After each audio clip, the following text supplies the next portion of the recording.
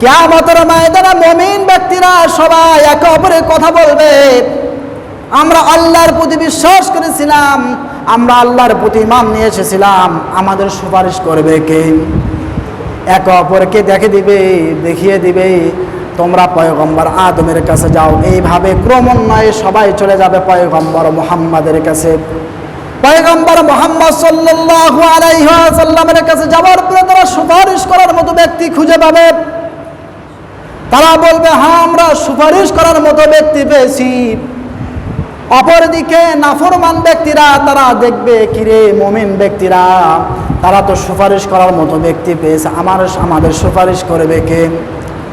তখন তাদের মধ্যে একে অপরে বলাবলি করবে, দুনিয়ার মধ্যে শয়তান তো আমাদেরকে ওয়াদা করেছিল, তোমাদের জন্য আমি সুপারিশ করব, তোমাদের জন্য জান্নাতের সব কিছু ব্যবস্থা করে দেব, চলো সবাই মিলে শয়তানের কাছে যাই, শয়তান আমাদের জন্য সুপারিশ করবেন। শয়তানের কাছে সবাই চলে যাবেন। তাফসীরের কিতাবের ভিতরে আসছে, কিয়ামতের ময়দানে স্বর্ণের একটি স্টেজ সাজানো হবে।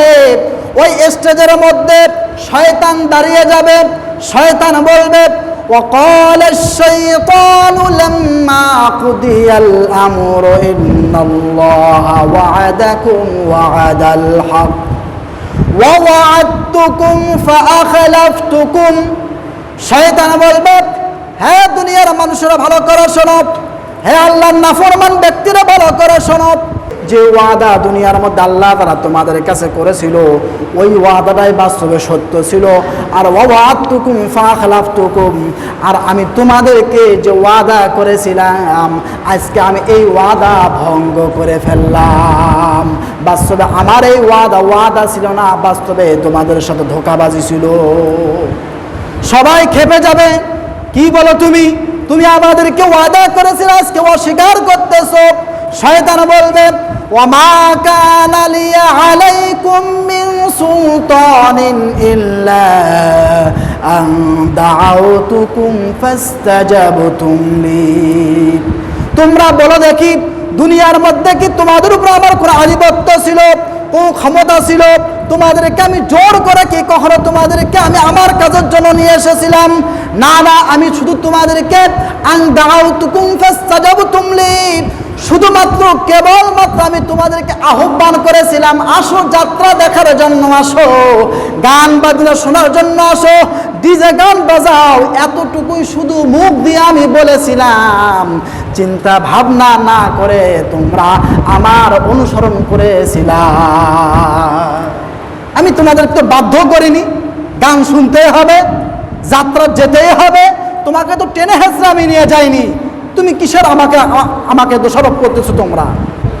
অতএব ফালা তালুমুনি ওয়ালুমু আনফুসাকুম, অতএব তোমরা আমাকে কোনো তিরস্কার করতে পারবা না, কোনো গালমন্দ করতে পারবা না। তোমরা নিজেরাই তোমাদেরকে তোমরা গালমন্দ করো।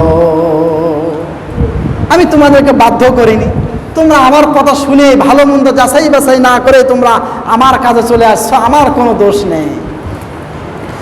মা আনা বিমুসরিখিকুম ওয়া মা আনতুম বিমুসরিখিয়া, আমি তোমাদের কাছে কোনো রক্ষা করতে পারবো না, তোমরাও আমাকে রক্ষা করতে পারবে না। এক কথায় তোমরা আর আমার মধ্যে পার্থক্য আছে। তোমরা তোমাদের কাজ নিয়ে ব্যস্ত থাকো, আমি আমার কাজ নিয়ে ব্যস্ত থাকি।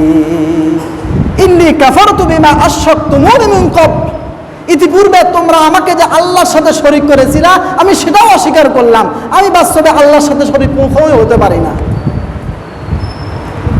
চিন্তা করে দেখেন, আজকে শয়তানের ধোঁকায় পড়ে শয়তান আমাদেরকে ওই জাহান্নামের সব বস্তুগুলো সুন্দর করে তুলে ধরতেছে, গুনাহের সব বস্তুগুলো আমাদের সামনে সুন্দর করে তুলে ধরতেছে, যার কারণে আমরা শয়তানের পথে পা দিয়ে আমাদের জীবনকে ধ্বংস করতেছি, মনে করতেছি এটাই মনে হয় সঠিক পথ। কিয়ামতের ময়দানে স্পষ্ট আল্লাহ আগেই জানিয়ে দিয়েছেন, সব কথাগুলো আল্লাহ তাআলা ওপেন করে জানিয়ে দিয়েছেন।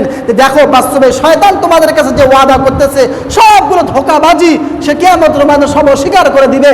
অতএব আল্লাহর ওয়াদাই হলো আসল ওয়াদা, এটাই হলো সত্য পথ। আল্লাহর পথে চললেই নাজাত পাওয়া যাবে, রাসূলের পথে চললেই নাজাত পাওয়া যাবে, কোরআন বিধান মানার মাধ্যমে আমরা নাজাত পাবো। বাস্তবে আল্লাহর বিধান দুনিয়ার মধ্যে কায়েম করার মাধ্যমে আমরা নাজাত পাবো। দুনিয়ার মধ্যে আল্লাহর বিধানেই চলবে, দুনিয়ার কোনো মানুষের ক্ষমতা চলবে না, দুনিয়ার কোনো মানুষের কোনো বিধান চলবে না। বাস্তবে দুনিয়ার মধ্যে আল্লাহর বিধান, কোরআনের বিধান মানার মধ্যে শান্তি। দুনিয়ার কোন নেতা যে যেখানে অবস্থান করুক না কেন, কোন নেতার কথা মানার মধ্যে কোনোদিন শান্তি নাই। অতএব তোমরা যদি শান্তি পেতে চাও, আল্লাহ রসুলের কথা শোনো, নবী রসুলদের কথা শোনো, ওলামায়ে কেরামের কথা শোনো, ওলামায়ে কেরামকে মহব্বত করো। দুনিয়ার মধ্যে ইসলামপন্থী মানুষদেরকে ভালোবাসো, দাড়িওয়ালা মানুষদেরকে ভালোবাসো, টুপিওয়ালা মানুষদেরকে ভালোবাসো, তাহলে তোমরা দুনিয়াতেও শান্তি পাবা, আখিরাতেও শান্তি পাবা ইনশাআল্লাহ। এই জন্য আমরা শয়তানের পথে পা দেবো না তো ইনশাআল্লাহ। পা দেবো আমরা শয়তানের পথে, পা দেবো শয়তানের কথা শুনে সে অনুযায়ী চলবো, নাকি ওলামায়ে কেরাম এবং কোরআন হাদিসের কথা অনুযায়ী জীবনযাপন করব? কোরআন হাদিসের কথা অনুযায়ী জীবনযাপন করবো তো ইনশাআল্লাহ। আল্লাহ তাআলা আমাদের সবাইকে তৌফিক দান করেন।